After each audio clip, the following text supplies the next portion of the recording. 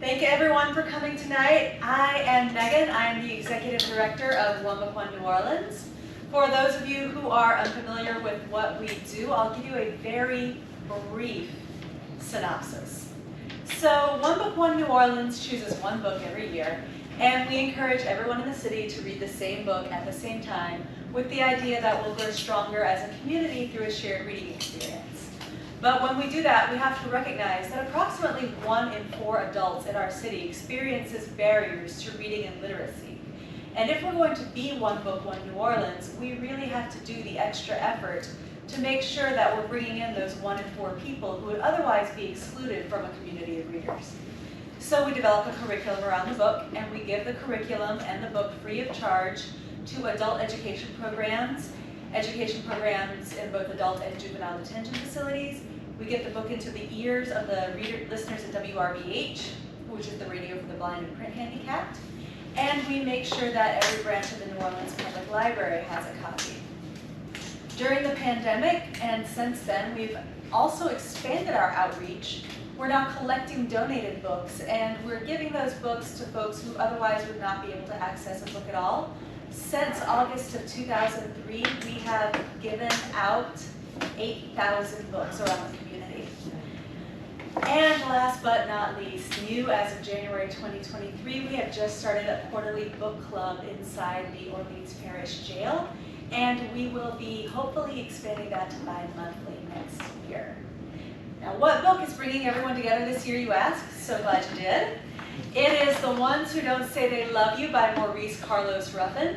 And I'll tell you a little bit personally about how that book connects to this event for me. Can't speak for anyone else, but I can speak for me. April 21st of this year, I walked outside and my car was gone. It had been stolen. We report it stolen, it's recovered within a few hours, and the young men who took my car were on video, and the officer who did my police report said they couldn't have been more than 14 years old. So I was angry and ticked off and all that. And then I read the third short story in this book. It's called Beg, Borrow, Steal. I'm not going to give too much away, but circumstances unfold that lead a boy to make the same choice that those boys did when they took my car. And it was really the first time I'd stopped and really thought about what the lives of the boys who'd made the decision to steal my car were like. And it was the movement that really moved me from anger to empathy. And so I'm really grateful for Maurice writing that story, because I don't think I could have gotten there without it. And as grateful as I am to Maurice for writing, I am even more grateful to LaToya Taylor. LaToya Taylor conceived of this event. Everything you see here tonight is because of her work, her vision. Thank you so much, LaToya, for making this all come to life. She secured the space, she got the panelists, everything. I'm going to introduce the panelists real quick, and then I will turn it over to y'all. We have our moderator, Tiffany Crawford. I'm going to do the very short bios. Tiffany Crawford has spent most of her professional life advocating and implementing educational and cultural initiatives. Her programs, like the Fashion Institute of New Orleans and One Vision, One Voice, teach youth about the business of fashion and music. This is also Tiffany's space, so Tiffany, thank you for allowing us to be here this evening. Right here we have Duplessis. She's the Senior VP of Retail Banking, Marketing and Sales, and Strategic Planning for Liberty Bank. In 2002, Duplessis was elected to the Louisiana legislature as Senator for District 2, serving New Orleans East, Holy Cross, and the Lower Ninth Ward. Next, we have Byron Goodwin, a New Orleans native and founding member of Travis Hill, New Orleans, and Break Free Education since 2016. He currently serves as the Director of Schools, and prior to that, he served as Director of School Operations and Transitional Services. And last but not least, Cherice Harrison Nelson, an educator, narrative and visual artist, a Maroon queen, performance artist, and arts administrator. As co-founder and curator of the former Mardi Gras Indian Hall of Fame, she was co-editor of 11 publications and coordinated numerous exhibitions, and is also an educator and youth mentor. I'm going to get off the stage now and turn it over to you. Thank you guys so much.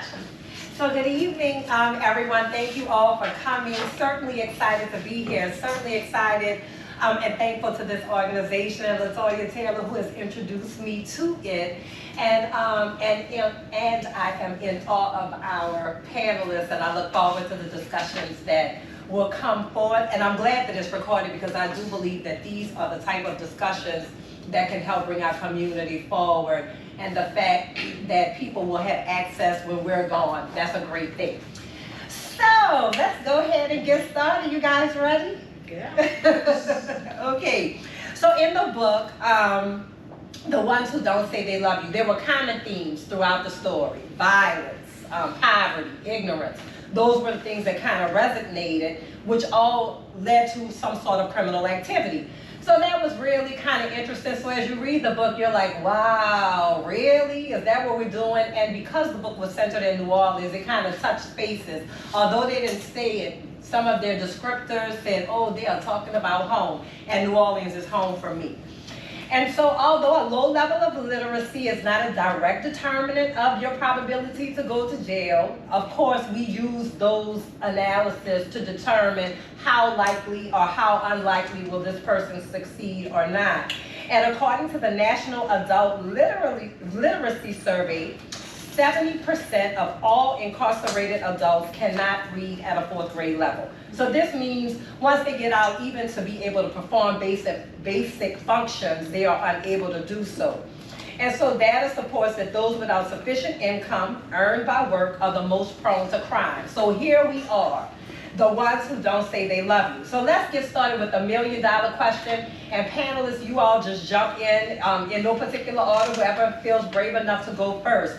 Can each of you share your thoughts on whether there's a connection between education or a lack thereof and youth crime? Educator, go first. Well, I've taught everything from pre-kindergarten to postgraduate, but my heart is 8 and 7-year-olds.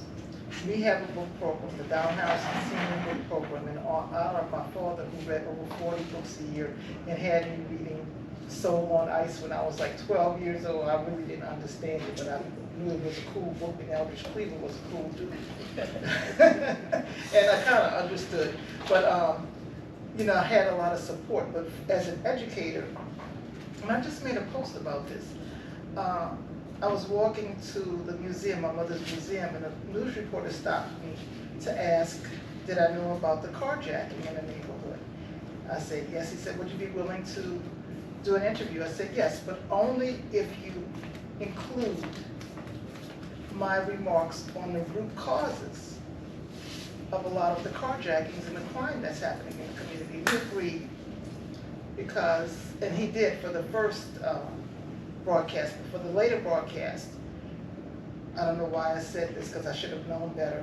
Someone was apparently getting ready to carjack me, and I knew it, so I went back inside. They passed me. I was walking out of my house at night, and they blacked up, turned their lights off, and they were waiting.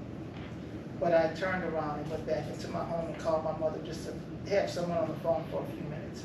And I told him that story, so that's what they extracted. But what I told him is that, let's talk about the root causes. The root causes for children feeling desperate and they have no other alternative is the failure of adults to provide an adequate education for them. That is systemic, that is institutionalized, and it's a crime. It's one of the most immoral, inhumane things that a person can do to another human being, and I'm talking about the people who decided that the recovery school district was necessary, because in my opinion, it wasn't. Because all of the data that you base that on, what did it mean after August 29, 2005? The populations were dispersed, the teachers were dispersed. What is that based on? Neighborhood schools were destroyed. There's a saying, how you start is how you go. I can say this because I know this. For the 2006-07 school system, I was working for the recovery school district. And first of all, I have a master's degree plus 30, which just means that I didn't commit to getting a PhD.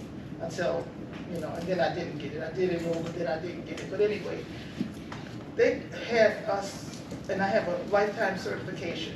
I had to take the 4th grade release lead test, the release questions. That is an insult to me. That is an insult. So veteran teachers who have certificates are being displaced. Teachers with no educational training, or I want to say individuals with no educational training, are being hired to teach children, but there was no plan. There were no lessons. And as a veteran teacher, we know that what we teach children is not tethered to a textbook or pieces of paper, but the state curriculum. So you go to the state curriculum, and that didn't happen. And it was, I'm telling you what I saw and what I know. They fed children for lunch frozen sandwiches, frozen milk, that hard. They only had 15 or 20 minutes to eat. On some days, the cafeteria workers literally put sandwiches on the ground, not on anything, on the ground, to thaw them out. This is what I know, this is what I saw. So Ms. Nelson, are we thinking and we're following the trend that it's really, the school has played a significant part in where we are right How now? do children feel if they're failed? That's the point I'm trying to make. Is Right. If you go to school every day, a place where you're supposed to learn, and you feel unloved, because as an educator, I feel an affective domain is more important than the cognitive domain. And if you go to school every day and all you face is failure, what would make you want to go back there? We have failed children. There are no failing schools. There are adults who fail children. So, Mr. Goodwin, do you share those same thoughts? So yes, you know, for me, I see it every day. You know, by working with kids that are in detention, you learn a lot. And one thing I try to get adults to do is, if you actually listen to kids, they can actually tell you what's best for them. One thing I have learned is that community schools aren't the way they used to be before Katrina. Community schools, I went to public school before I went to private school. You can go to a school and inside a school building you had that one teacher who had a coat room full of clothes because they knew which kids was coming unclothed, unclean, whatever the case was. You had another one that had a closet full of food because they knew who wasn't going to get anything to eat. So during that time, community schools were more than just educating kids. They were also caring for kids in the community. This day and age, the numbers in the classrooms are up. So you got teachers who are dealing with kids 25, 30 in the classroom. You get a kid in the classroom that already feels that they're behind, then they're gonna do two things. They're either gonna stay around the school and cause a disruption because they don't want to be in a space, and not because they don't want to be there, but because they can't keep up. They're going to do anything to be out of that space. And if they don't do that, then they're on the street. And once they're on the street, it's just a matter of time for them to follow the trends that's going on. I got a couple of kids that I've talked to. I get groups to come in all the time to come and sit with the kids to try to get an understanding of what these kids need in the community. Because for me, we do a whole lot of holistic stuff inside the facility, but a lot of that stuff should be done before kids even get to that space. So to be able to come into that space, to learn how to read, to be loved, to be cared, to be nourished, to do all these things, it's mind blowing that those things doesn't happen. And you talk to the kids, a couple of months ago, they had state superintendent came into the building, and he asked one of the young ladies, if you had to compare one thing to Travis Hill to a community school, what would the one thing be that stands out for you? So the young lady said, this is gonna sound crazy because I'm in jail. She said, but love. She said, I never got love on the outside. So because I didn't get love on the outside, we just ran after everything. They, you know, anybody that was willing to do anything is what they did. So education is really key to getting kids back on track, you know. But in order to educate kids to get on track, we have to educate adults on how to educate our kids, and that's the biggest challenge, right? Yeah, and before Ms. Duplessis answers, because I know she's burning she's burning at the bit. I know, and I'm shocked, and I'm gonna play devil's advocate because actually I sat in a 4.5-hour Orleans Parish School Board Committee meeting, which I do every whatever day this is, Tuesdays on the fourth week or whatever. And the biggest hurdle that you hear the school leaders and school operators talk about is truancy. And so it is interesting to hear you all talk about how schools have failed when, from my vantage point, and of course I see it through a different lens, I feel like, well, something has to happen before children get to school, and something has to happen when children get out of school. And so that, to me, is what has failed them. And the schools are trying to piece together and stop the hemorrhaging of something that happened before their child got there. That's my 2 cents, but I'm gonna let the panelists do their thing. So Ms. Duplessis, what are your thoughts? Well, thank you again for an opportunity to kind of share my thoughts. And I want to just be very transparent and say that I have some different views. And I, as you heard, I was a Louisiana State Senator. And I'm sure some of the tenured people in the room who may be educators know my brand and know my history as it relates to school and education and the ability to choose, for parents to choose the type of environment that their child is going to be educated in. I fought and I continue to fight to allow parents the ability to take the dollars that are available to them, right? Orleans Parish Schools, the state pays about almost $15,000 a year per child to go into that environment. Criminal? So for me, you're right. Instead of our society protecting systems, right?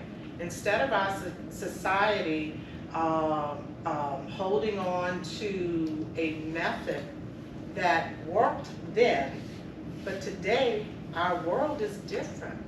Our kids are different. Our kids learn differently. And so we have to adjust. We have to adapt.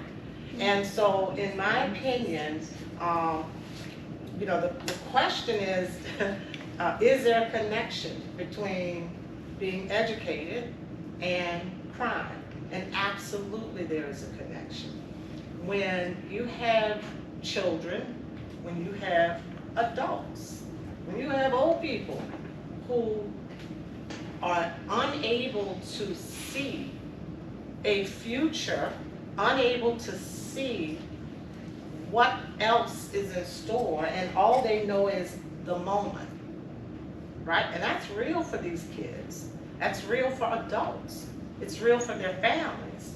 And so how do we address this idea of bridging, having education be a prime component in a family's value system, right? And then having the resources for that family, because if you can't take your child out of that environment that's failing them because you don't have the financial resources, guess what? You're stuck. And what a shame for the state to pay $15,000 for my child to die in that environment. But yet we're protecting that system. And so if all the things that you said were true about what was happening in schools, and all the things you're saying is true about what you see in those children's eyes and what they're saying, then why in the heck are we protecting that? Why are we protecting that? So in order to begin, in my opinion, to address, because it's going to be a while before we can reverse it and change it, right? But in order to begin to address this issue of youth crime, we have to begin to talk about the social ills of the families, right?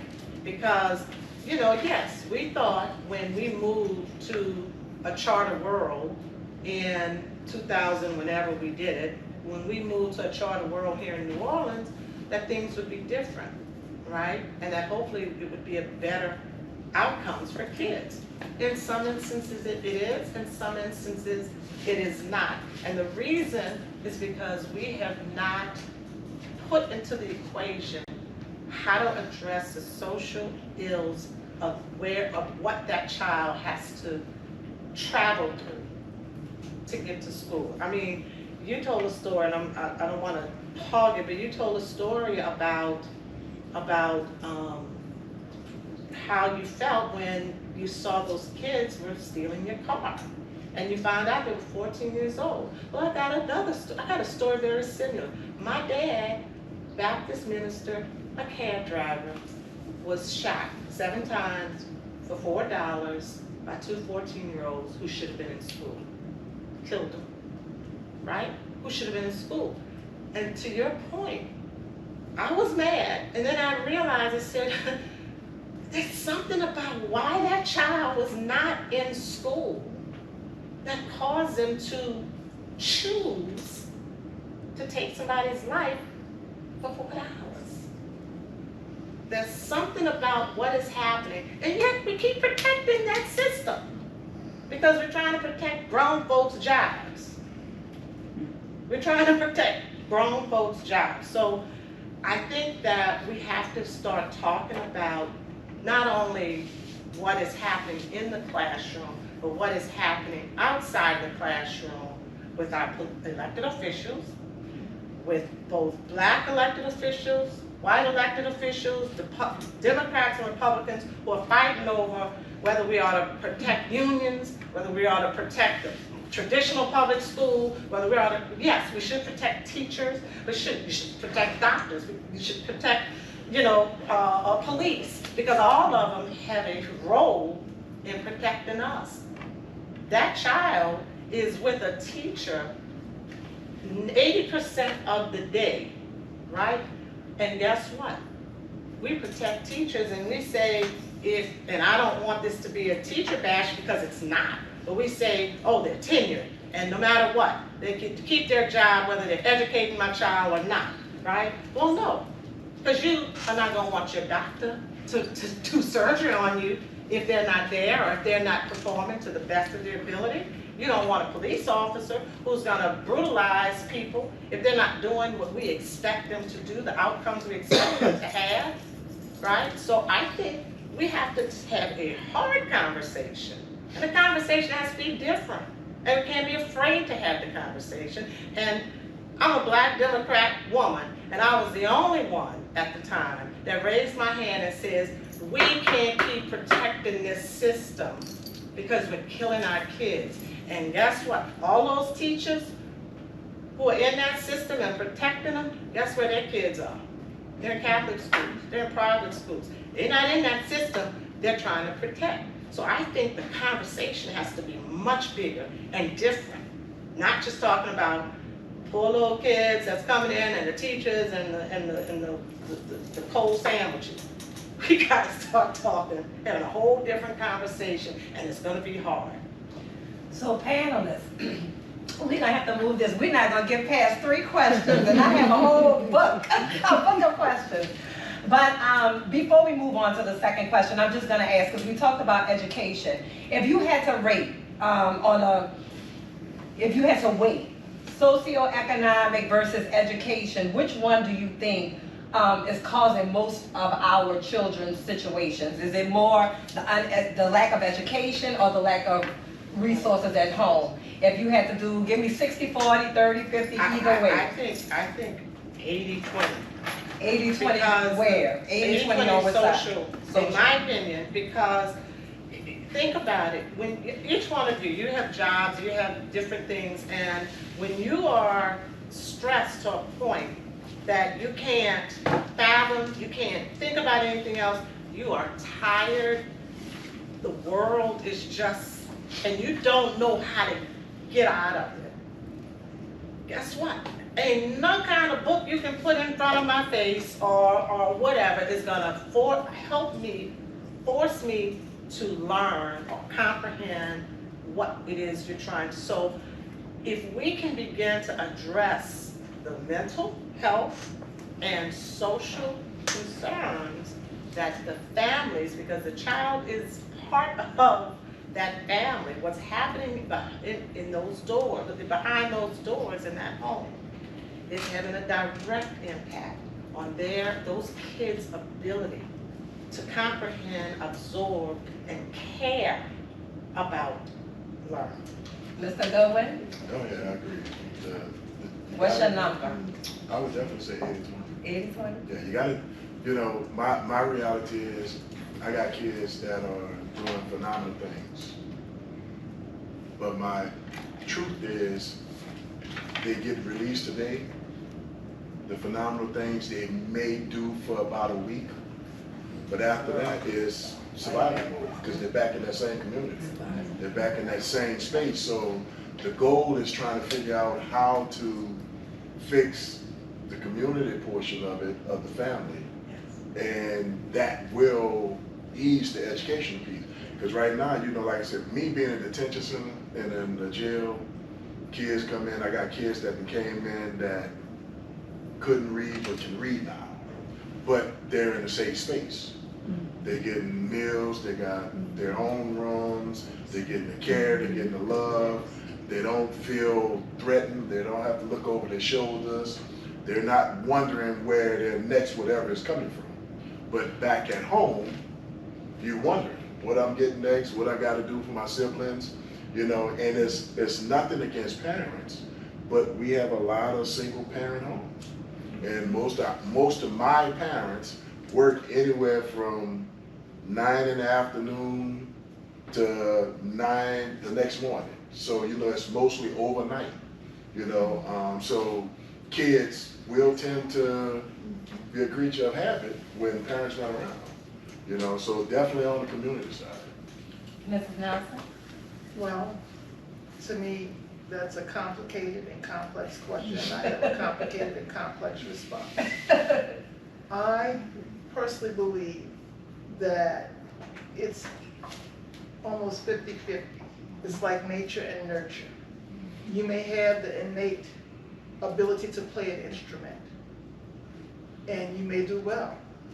But if you get some, that's the nature. But if you get some nurturing with that through matriculating through a music program, you may do phenomenal. You may be a phenomenal musician. And it has nothing to do with, it has everything to do with both of those things, because maybe you're going to a program and you need transportation there and the parent can't get them there.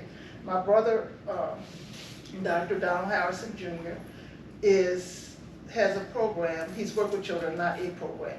And he was able to get over, how many millions? $13 million of full ride scholarships for his students coming out of high school, going to conservatories, going to Berkeley. That's the nurturing of that talent, that they were able to go and really be at a very high level. But I say that because also it's generational poverty, generational trauma of having to survive. And I don't have any easy answers, because I don't have any easy answers. But what I do know is that if I see a 7-year-old who can't read, If I see a 7-year-old who's hungry in my class, I'm not gonna say, you go sit on the side because you don't have a pencil today. Because a child that's an adult thing. And as an educator, when they come in my class, for how many hours they're with me, it is my responsibility to show them as much love as I can and to find a way to bond with them. It has to be something. I had a child, and he's on Facebook, he's my Facebook friend. I won't call his name, but he was one that the principal said, this be yours. He had gone through all of the teachers. I was the last stop. Couldn't find a way to connect with the child. I had pencils available on my desk. He picked up a red pencil one day. I was like, you like red pencils? Oh my goodness, that's my favorite color. Why do you like red pencils? We bonded over red pencils. You have to find a way, me, for the children in my class. And I'm retired, long retired. You were fired. Yeah, right. Yeah, that too. After Katrina, along with 7,000 other teachers. And so you have to find a way to connect with children. And I go back to, I truly believe the affective domain is more important than the cognitive domain. That's the domain I think he was speaking about, where the Maslow, your basic needs are met so that you can become a self-actualized person. And we have to want to teach children in ways that children learn. It's not a cookie-cutter curriculum. It's just not. And I'm not saying I'm the best teacher in the world, and I'm not saying all teachers are wrong. I'm not saying what happened with the recovery school. I'm not saying any of that. That doesn't matter. What matters is that 7-year-old sitting in front of me and that child getting the best education for them. I have a special education certification. I always tell people this. If somebody says, oh, this guy, this teacher, he's the best teacher for blind children. He has an award-winning program and children just do well. Oh, you'll love this teacher. But my child is deaf. You have the best for who? I'm not saying anything negative about you. So that's my 2 cents worth. So I'm gonna move on. I'm gonna pick with Mr. Goodwin for a minute. As someone who has worked closely with juveniles in Travis Hill, can you shed some light on the common narratives you've encountered when they have expressed their thoughts about how they ended up there? So let's see where to start. 90% of it is lack of parental guidance in the house. Like I said before, my kids in single-family homes. Parents have to work. Knowing that parents have to work, most of my kids have younger siblings, so they become the parent. So I've had a couple of kids that robbed grocery stores and stole out of grocery stores, but the stuff they were stealing was bread, sandwich meat, stuff to feed kids. I've had to talk to a couple of store owners who did decide not to press charges. I paid for it, but then eventually they were like, no, we'll just let it go, because I mean, they weren't robbing to harm. They was robbing because it was a need. So, you know, my kids, that's the biggest piece is the house. And until we, as a society, figure out some kind of way to stabilize the house, we will never be able to stabilize the kid. And I tell people today, you know, right now I get kids that come in at 12 to 21 at this stage. And we're trying to figure out how to change their mindsets and change the way they're doing things. But what they don't understand is the reality is they started this at 4. But from 4 to 11, you don't come into the system. You just get brought home. But from 4 to 11, if I'm not being taught or guided differently, then when I make 12, my behaviors have what they've been the last 7 years. So I don't, you know, and I tell the court this all the time, we penalize it, and let me be clear. I don't negate none of the stuff that our kids do. Whatever they have allegedly have done, whatever they're accused they have done, I don't negate it. But the reality is, when we're sitting in court, we're dealing with that kid in that moment at that age. But we never try to figure out what got the kid to that place from at what point. And until we can do that, we're gonna be in bad shape. My kids, back in April, we won the Aspen Challenge. We participated against 20 other schools in the city. We were 2 months behind the other 19 schools. They gave 5 topics for the schools to choose from. Food deprivation, financial resources, homes, gun violence, and mental health. Everything in them wanted me to do gun violence because all my kids are incarcerated, so it's just the assumption that everything has something to do with gun violence. We did mental health. And what people don't understand is mental health is the root of 99% of the problems that go on in the community. So my kids, they did mental health, they stood on mental health, and the part I'm most proud of is that, first of all, I was proud that they took the challenge to even want to do it. But the part that made me the most proud is that when they came up with their program, they didn't talk about nothing about themselves. They said the program they built is geared to teach their parents and adults how to identify their own mental health in order to be able to identify the mental health of their kids. So they come up with a program, Ladders to Success, Voices Behind the Wall. We're going to start it in September. And it's a gear to work with parents and work with kids and parents to get them to be on the same page. And like I was saying earlier, we never know, as adults, we make decisions for kids. We make decisions that we think is the right decision for kids. Inside of Travis Hill School, my kids have a voice, they have choice. So we sit down and, hey, what do you want to do? What do you want to learn? What curriculum, what programs? Because at the end of the day, if something doesn't go right, then I don't have to say, you chose this, then they'd be like, oh, we decided this. So it makes it a lot easier. So we definitely got to figure out a way to do it. There will be on Michelle Miller in August. She did a piece on it. Sometime in August on that Saturday morning, she came and did a story, particularly just on that. And her talking to the kids, part of the questions is, how did you get to this place? And most of them say, it's all a lack of resources in the community. And until we flood the community with resources, we're going to keep spending our way. Can I just comment on? Sure.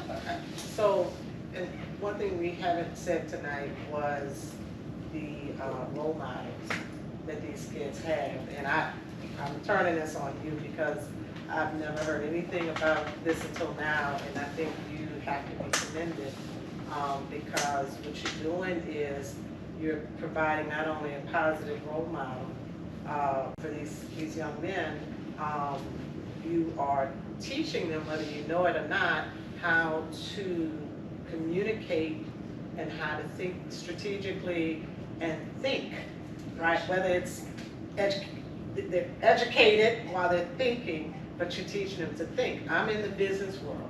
I employed and interviewed many people. And the one thing that I can't find are thinkers, people who can communicate and talk in a well thought out, maybe not using the right Queen's English all the time, but in a well thought out, this is what I want, this is why I want it, manner. So I just want to commend you for that program and the work that you're doing with children. And I'm gonna circle back. I'm gonna ask 2 questions, and you all get 2 minutes because y'all are long-winded on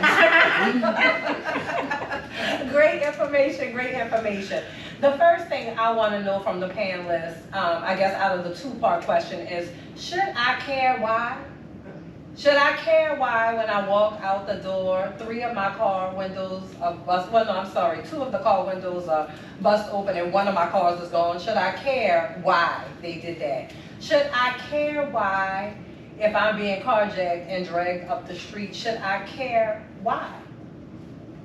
Oh, yeah. When we're looking at our young people and we're hearing these horrible stories, Well, and when should I care why?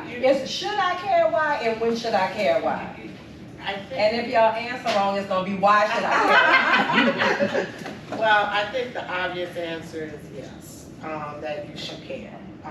And you should care why they're choosing those behaviors and those actions for a number of reasons. For your own individual safety, for the safety of your family, but even more importantly for what and how our community and our country is developing and the type of world we want. Not only, I think now I have grandchildren, but the type of world that I want to live in and the type of world that I want my children and my grandchildren to live in. So why? The why is quality of life, right? The why is that I have life. But the why is it's just what God expects us to do. And I ask that question simply because, like I sit in a lot of meetings in my life. Lord, I sit in more meetings than anyone should ever have to. But everybody seems to understand that we should care why. And everybody seems to understand why we have these issues. Of course, at District 2, we work with youth that do not have the same kind of resources that some of other children have. So we work at at-risk youth here. And you hear the conversations, and everybody understands why, and everybody understands we need more resources, but where are the resources? And if we care so much, and if this is how we fix some of the things we're talking about, why are we having these conversations? And so I just wanted to kind of bring that point up. We kind of talked about youth intervention programs work. Travis Hill is an example of those types of things. It's unfortunate that the children have to get to a place where they're incarcerated for them to get that. We talked about how education plays such a significant part. If you can't read, you can't get a job. If you can't get a job, you can't eat. If you can't eat, then you have all of these other situations. And some of the panelists answered some of my questions. So I'm doing kind of like a recap of some of the things that they said based on the book that I wrote that they've kind of answered a lot of. So I just wanted to kind of to go into that. From your experiences, what sort of interventions can effectively break the cycle of crime among youth? And I'm going to start with Mrs. Nelson on that. Repeat it one more time for me. What sort of interventions with children? I know you are big on, love, and that is, we have seen when our children walk in here, they're loved, we're not afraid of them. Because I worked in schools where the teachers were afraid, the children come here and they laugh. We made her cry, and I'm like, because y'all are crazy, but I got whatever y'all need up in here. Come in here, people gonna cry first. But nevertheless, what sort of interventions in your mind? Love is key. What other interventions could help? Well, I can only speak from my personal experience. I always say if someone gave me $1 million and said, go teach a 2nd grade class, I would say no. I really would. As much as I love children, I really would, because I know that I can't give children what they need in this environment. I'm older, I'm slower, and it's serious business educating children. And if you can't give 100%, as my father used to say, this ain't for you, this ain't no halfway house. Educating children is very, very, very important. So I have to do the part I can do, and I have to touch the ones I can touch. In partnership with my mother, She has Down Harrison Senior Book Program. I made her stop counting at 40,000 because I said, come on, we're not doing this 41,333. So let's say over 40,000. But she's given over 40,000 new books to area school children. We primarily focus on pre-kindergarten to second grade, to be proactive in teaching children to love reading, to give them books that mirror them, to give them books with a seal on it, Coretta Scott King award-winning book, because that can enhance their academic achievement. And they have a cultural presentation that they can relate to: jazz, the Black Masking Indian, social and pleasure club tradition, African drumming, something that they can relate to. And children sometimes live miserable lives, not by their doing, because a 7-year-old has no control over what is happening in their world for the most part. But for those 45 minutes to an hour that we're with children, I'm scanning the audience to see if there's a child that's not participating. Because I know, because I suffer from depression, that during that time, we are suspending misery. Children are happy. They leave out of the auditorium knowing a little bit more about why men of African descent mask as Indians, why they have social and pleasure club traditions. It's not exoticized, and they go away with a brand new forever book. And my mother is 86 years old, and I would say out of all of the books we've given, she's personally handed over 30,000 books to children and looked them in their eyes to let them know they were loved and she had something for them, especially for them, for no one else but them at that moment. Mr. Goodwin, what other kind of interventions?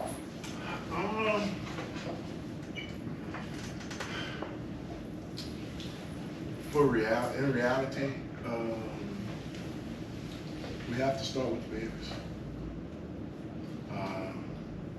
When the early childhood and Head Start programs were really vital and really about something, we had crime, but we didn't have it to this magnitude.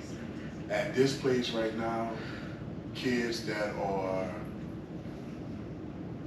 12 to 21, the only thing we can do is stabilize their path and band-aid certain things on it. But kids that are pre-K to 6th grade, we can actually change their path if we pour into it. But in order to pour into the babies with the reading and with the social skills, we gotta invest in families. And I'm gonna keep saying that. We gotta invest, and I deal with a lot of families, and the one thing is, I have kids who can read, but they go home to a mom and a dad who can't read. So who's helping them? So and it's not, and I tell people, I will never bash a family. My daddy's been in education, my daddy did education over 50 years. So I've been in education for a long time. And seeing him go through the projects and knock on doors and, pick kids up and do everything, I vividly see us leaving school one day and we walk out and somebody had stole his car. He walks into the St. Bernard project and there's a group of kids. He said, look, I got Saturday detention tomorrow. I expect my car to be in the parking lot when I come back to school tomorrow. Sure enough, his car was back in the parking lot the next day. But that's because they knew that he was doing more than just educate them. He cared about the entire family. He went to fish fries, he did everything. So that just stayed with me. But those are the things that we have to do. If we want kids to be better, we gotta give adults the resources and make them whole in order for kids to be whole. So, Ann, you're a banker. Can financial literacy and access to economic resources be a part of this solution? Yeah, I think though, right now, we're talking about, the, you know, the resources, and I 1000% agree with you. The resources that families have, because that child is not gonna be able to go to nobody's bank and get a loan at this point. They can learn about money and banking. But the reality is, I think, you know, to kind of go back to your last question, I think that how we, you know, we begin to address it is exposure, parity, families, and opportunity. Exposure is how do we, at a minimum, just let families and children see possibility. If I can just see, you know, just like the program that you have here at District 2, Fashion Institute.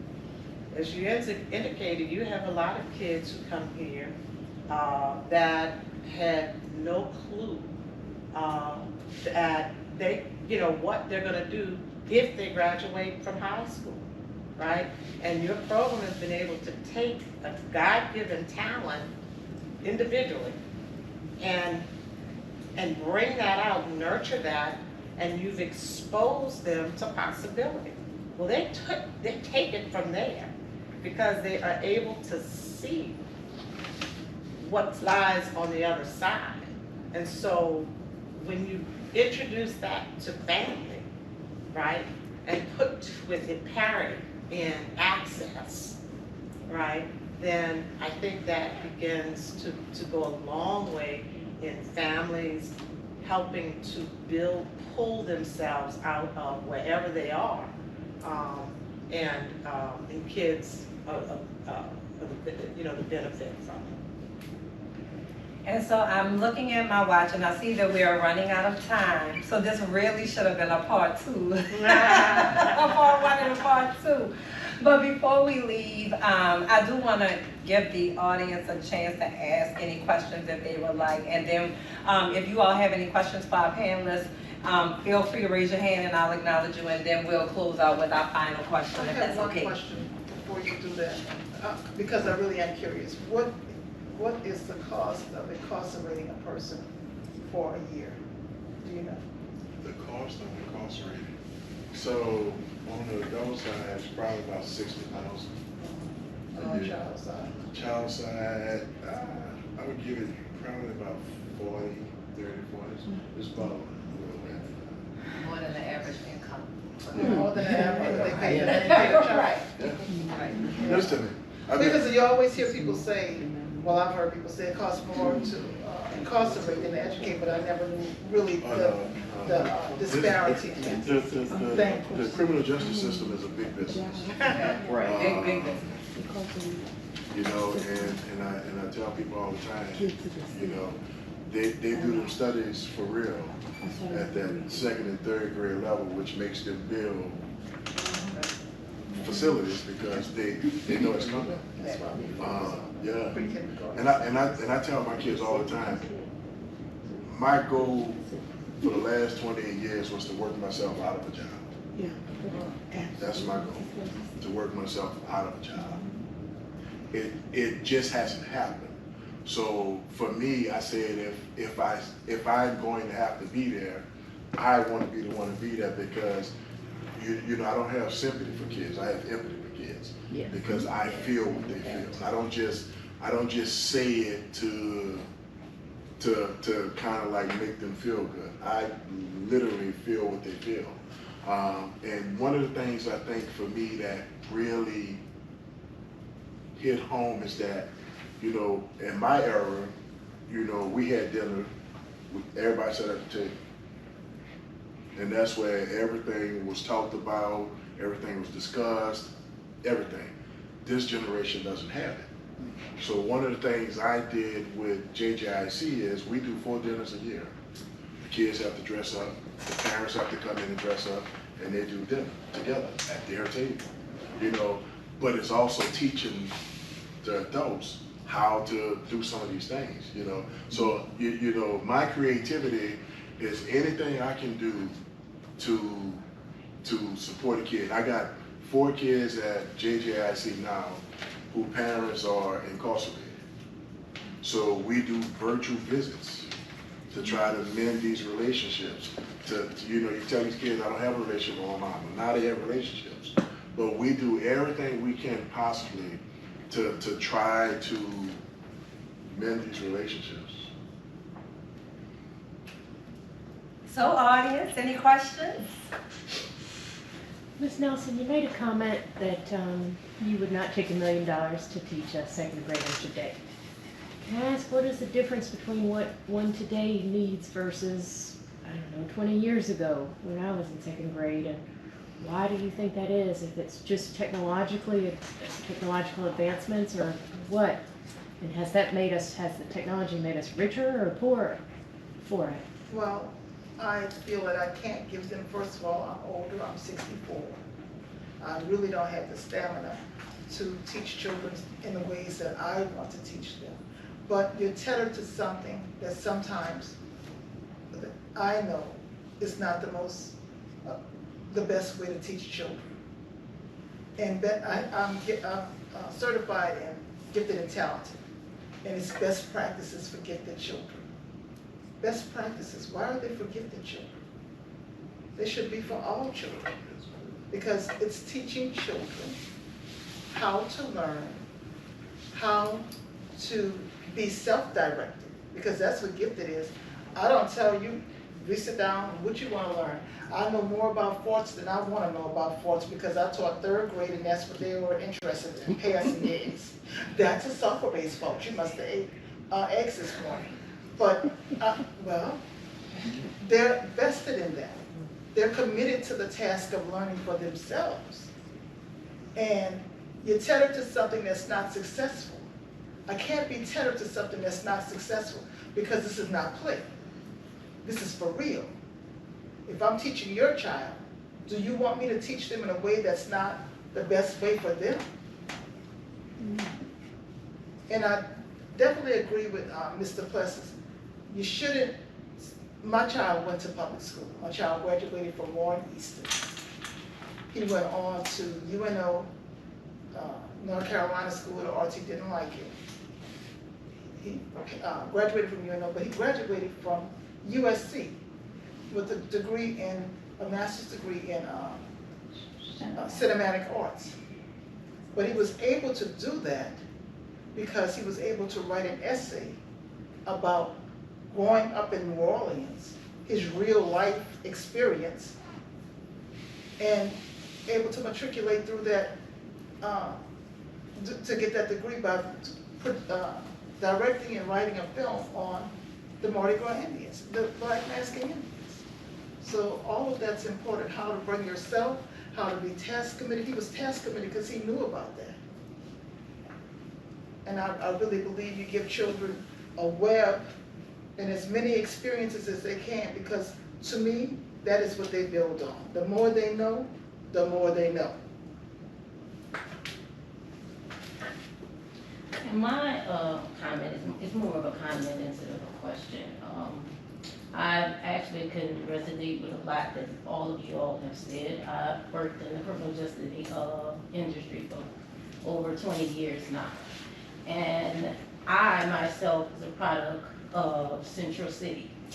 My father and my parents both, neither one of them had a high school education, but they vested their time, their seed, everything that they could possibly invest in myself as well as my siblings, as well as the community. As a result of that, I went on to become and have my own PhD in law.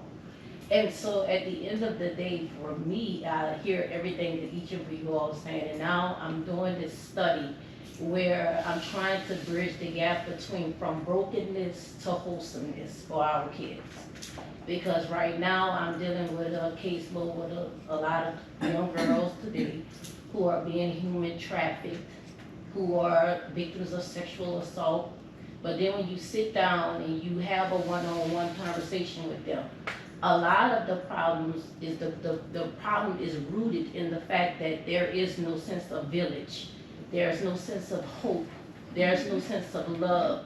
So you find that validation in either a lover, a friend, or you get yourself involved in something in it like crime, that you seek in that type of validation that you didn't get from your family. And so my thing is, first we have to address the brokenness. Once we can address why they are so broken, once we can give them everything that they need, like my parents did. I can remember being 5 years old, my father would sit me in the courtroom because he always had a desire for me to be an attorney one day. But instead, I went and got a PhD. But he wanted me to be an attorney, and I still may go ahead and do that, but I don't know. But I'm just saying that he always saw the potential. But back then, 20 years ago, parents were parents. Today, parents are not what they used to be. And back then, it was the village that had a responsibility. Everybody played a part in my life. Whether it was my grandmother, the Aunt Essie across the street, whoever.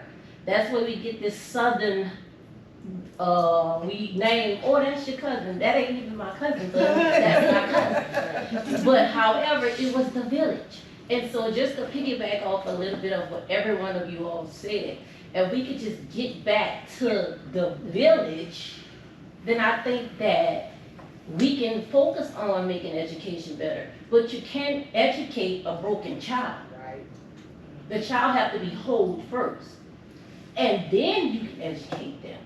In my opinion, I agree with what you're saying, and largely agree with what you're saying.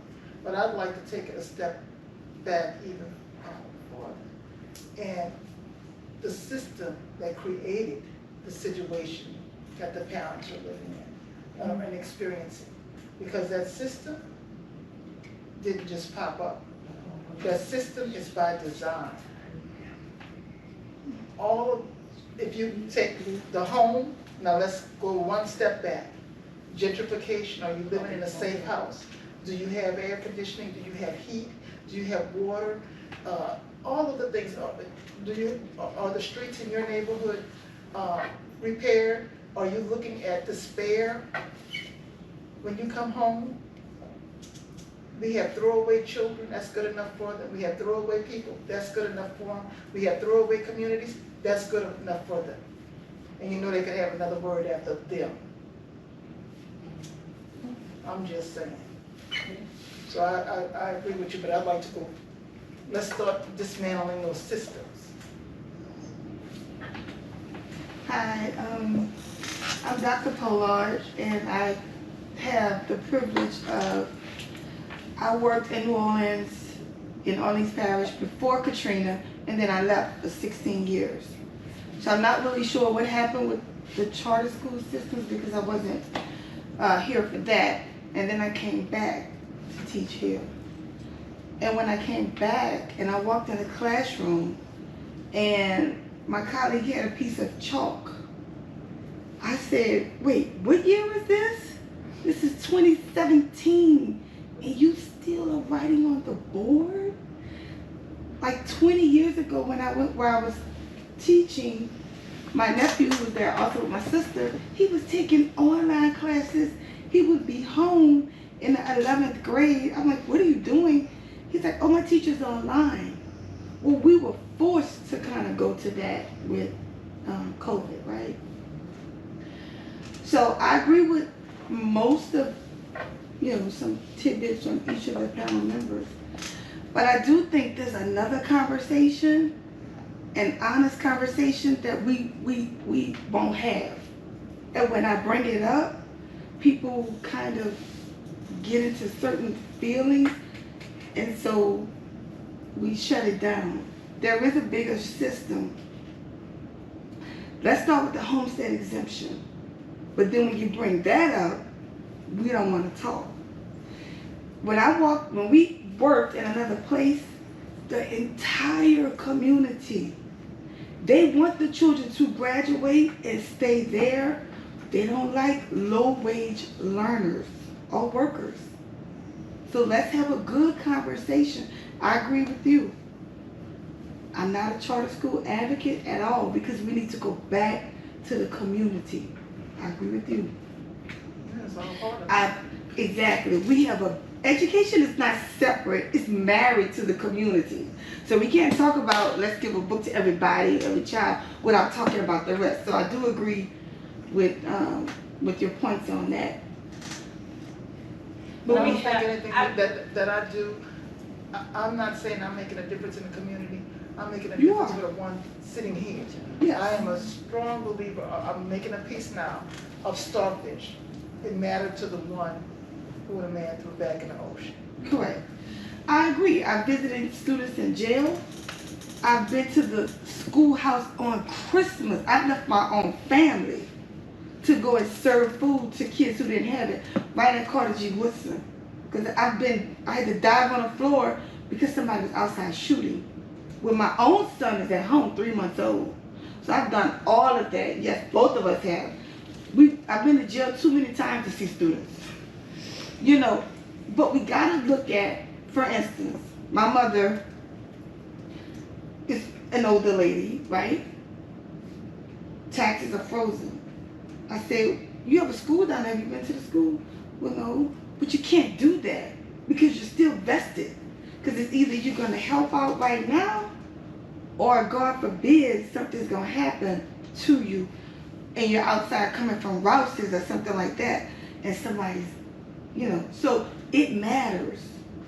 It absolutely matters. We all, from the little bitty to the kids I serve in 6th, 7th, and 8th grade, there's a huge drop off from parents, from the community. They're just 6th grade. In kindergarten, you can't even get into the parent-teacher night. There's so many people. 6th and 7th grade.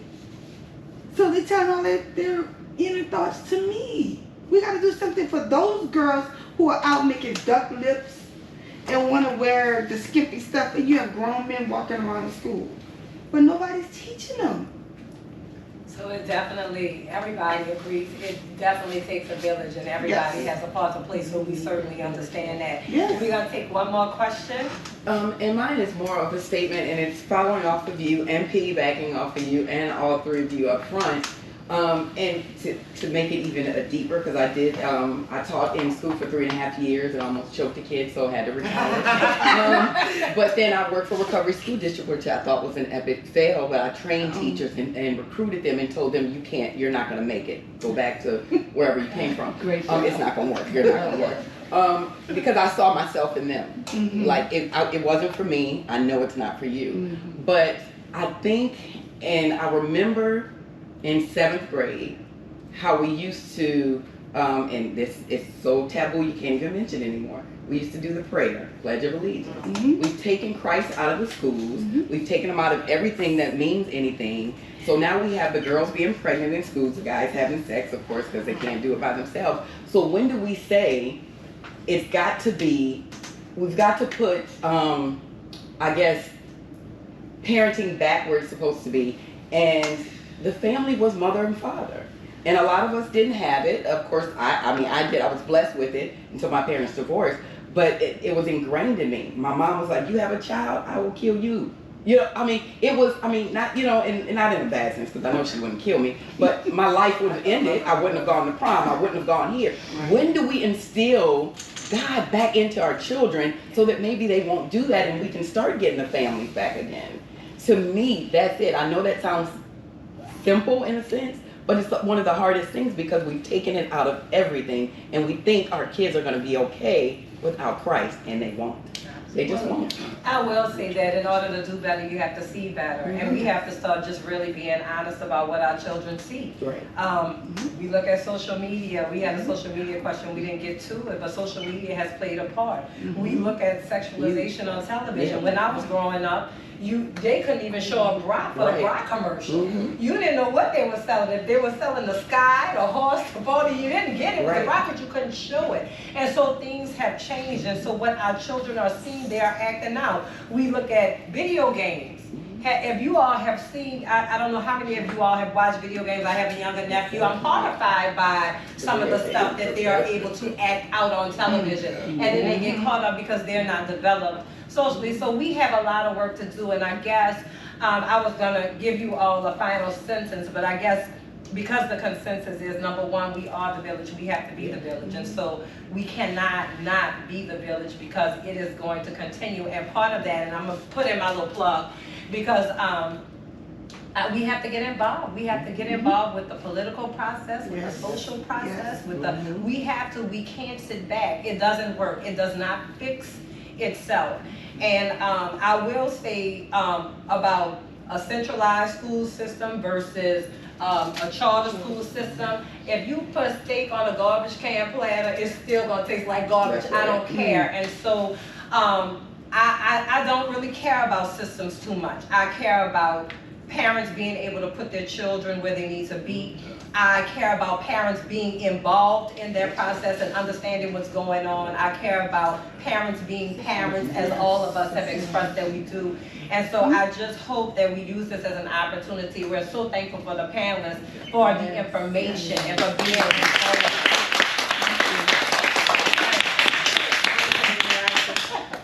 And the only reason why I'm just compelled to say this, and I heard your comment, the young lady here, this lady here, about the teachers were fired. And I just want to, I'm not going to get into all of that, but I just want to make a comment with regards to when we know that people were who were involved in all of the issues that were happening during that time. But I think that when we talk about getting involved, and when that means get involved, but to be educated, truly educated on the whys things happen. And I would love to have a conversation with you, because I was in the thick of the why teachers had to lose their jobs. What you probably didn't know was before Katrina, the public school system was bankrupt. Teachers were already, there was a document, they were already gonna lose their jobs. Yeah. Katrina didn't do it, Recovery School District didn't do it. I can tell you, I read the document, and I can't tell you where I was, but I read the document, because I forgot this thing is on. But I saw the plan that teachers were going to lose their jobs. So it wasn't Katrina, it wasn't Recovery School. What Katrina did was exasperate the issue. And when you had a system that were trying to pay, had a payroll for 50,000 teachers, 60,000 teachers, and only 5,000 came back, how are you gonna pay for the rest of them? So I think that, I wanted to respect you, but I couldn't let this evening go without saying that there was so much that happened. There was so many, there was no playbook. And we had to do, the elected officials and the people who were there had to do what they had to do with information they had on that day. And then I'm gonna go a step further with just this comment too, because not only were the schools bankrupt before Hurricane Katrina and having serious problems and were planning their downsizing, but nobody in the world was gonna give the school system money, because everybody in the world saw our school leaders getting in trouble for the mismanagement thereof. The state had to pay, the state paid something like $10 million to hire the big accounting firms from all across the world, and they couldn't even figure out where the financial situation was. So when we talk about what Katrina did and what they did, and I'm part of that day because I was part of trying to get it right and trying to say, well, you know what, let's blow up this system because it ain't working. Didn't work before, and it definitely ain't working now, because guess what? We cannot let these children die. And we can't go back to the way we were. We had an opportunity. I did charter school work. I think in some instances, charter school could have worked because of the autonomy it gave those schools to educate, to innovate, but they came with the same social ills. It came with the same social ills, right? And so when you bring a concentration of poverty and issues into wherever. It could be a private school. You're gonna have the same thing. You're gonna have the same result. So figuring out the social ills. So I know, I had to say that because it really kills me when people make comments about the teachers losing their jobs and we fired them and all of this stuff and you don't have the whole story. So, because I'm gonna say, before Katrina hit, bless you, the district had already laid off 700. I was in Central Office. Right. So And I they were was getting ready to working lay with off them, about 10,000 so more. they were sending them at a time. That's right. And for you, please let them young ladies know that it's not their fault.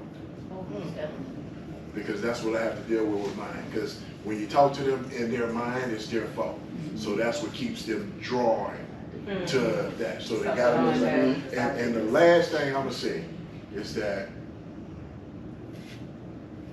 I'm not a fan of the charter world.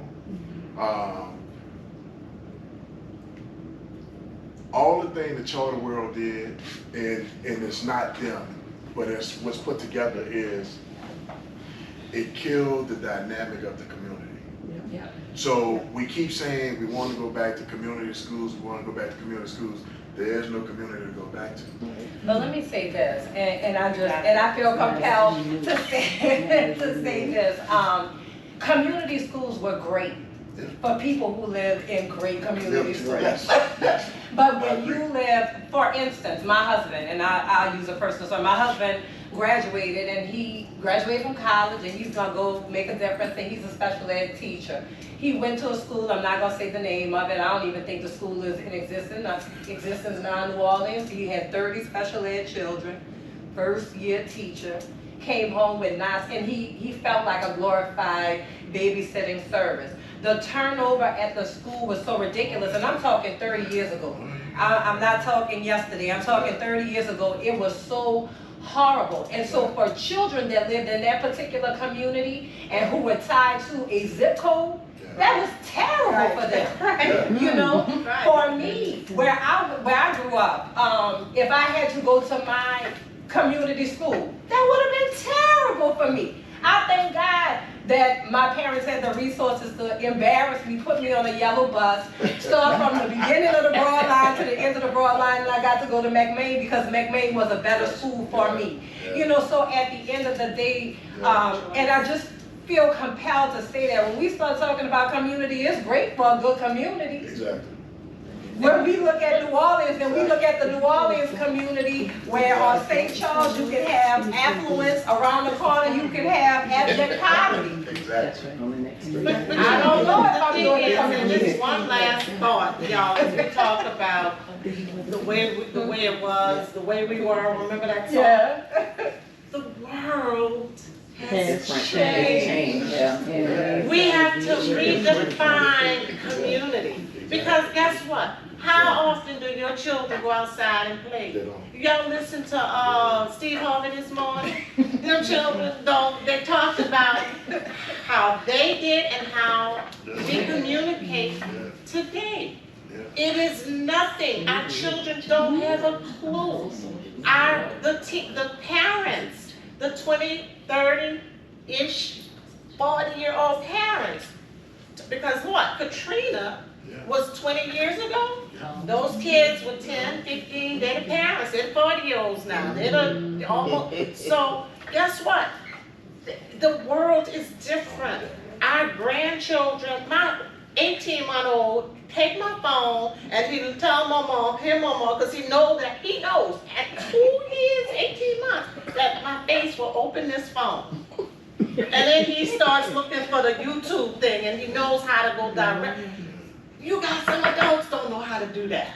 So, y'all, let's not put ourselves back in that box of community the way we knew it. It was beautiful then, but it ain't how we living today. And as long as you stay there, you're gonna get left behind. You have to redefine what community is today. AI is your community. The metaverse is your community. Right. And if you don't learn how to deal in the metaverse, chat GTP and all of that, guess what? You're gonna get left behind. And if you think you're gonna teach them kids how to read and write with a chalkboard and a chalk, yeah. Okay, it ain't happening. So that's what I'm pleased. Let's redefine community, and let's stop thinking about the way it was, the way we were. What's that song? The way it used to be. the way it was. I don't know what we're talking about. Well, we're gonna wrap this up. Thank you all. You all are free to mingle and talk, talk to each other, talk to one another. You stay, but Latonia's gonna kill me because she said we are overtime and I'm doing too much, and she's not gonna ever hire me for this good paying mediation job. So